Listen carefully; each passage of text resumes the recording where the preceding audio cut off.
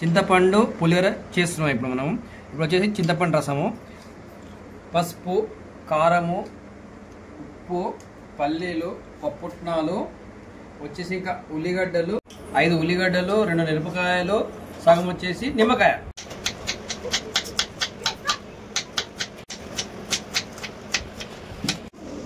Next పాత్ర వచ్చి మిరపకాయలను ఇలా పొడుగుగా చేసుకొని సన్నగా చిన్న కట్ చేసుకోవాలి. స్పైసీ కొంచెము పులిహోరలో స్పైసీ ఉంటుంది. ఆ స్పైసీని మనము నిమ్మకాయ రసము ఇప్పుడు మనము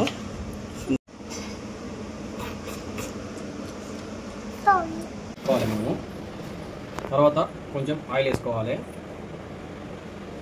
ఆయిల్ కొంచెం వేడైంది కాబట్టి మనము ఉల్లిగడ్డలు వేసుకుంటాము.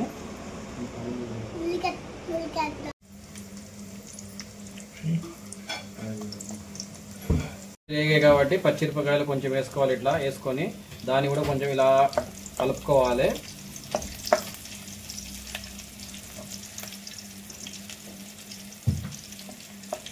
కాబట్టి కొంచెం కరివేపాకు వేసుకోవాలి. మనం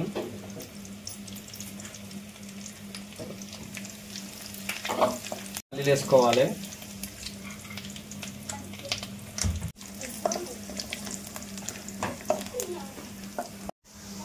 కొంచెం పప్పుట్నాలు వేయాలి. పల్లీలు అవి కట్ చేయి కాబట్టి కొంచెంగా పసుపు వేసుకోవాలి. పసుపు, ఉప్పు,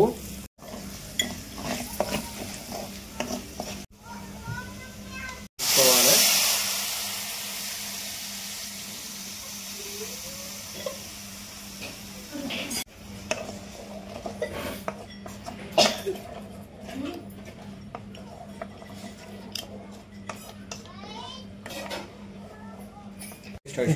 ఇట్లా ఉడికినప్పుడు కొంచెం నిమ్మకాయ పిండుకోవాలి. ఇట్లా సగం నిమ్మకాయ పిండుకోవాలి.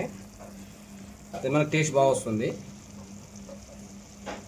కలుపుకోవాలి ఒకసారి.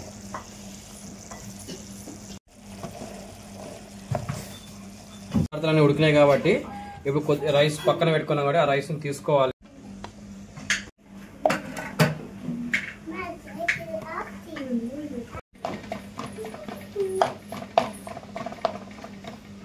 కొద్దిగా ఇందులో ఇట్లా వేసుకొని కొద్దిగా కలుపుకోవాలి. ఇలా కలుపుకుంటే మనకు చింతపండు పులిహోర మంచి రెసిపీతో రెడీ అవుతుంది.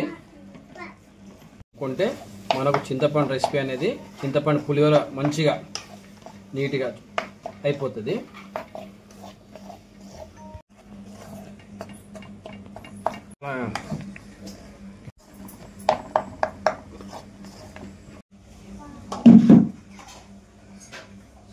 తీసుకుంటున్నా